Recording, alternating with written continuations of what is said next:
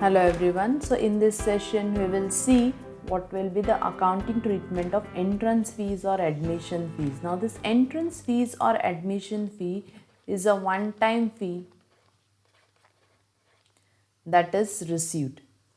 Okay.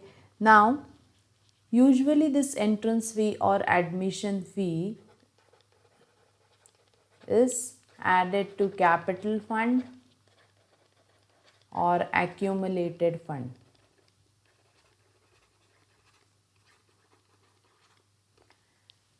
Now say if it is specifically mentioned that the admission fee or the entrance fee is very nominal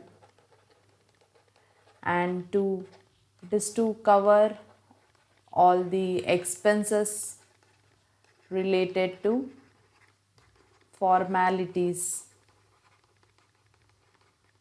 for admission,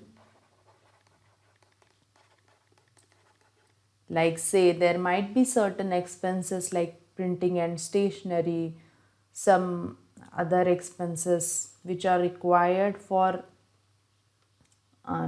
formalities of admission, and that admission fee which is charged is nominal, then in that case it can be considered as an income in income and expenditure account. Instead of considering it in the capital fund or accumulated fund, it can be considered as an income in income and expenditure account.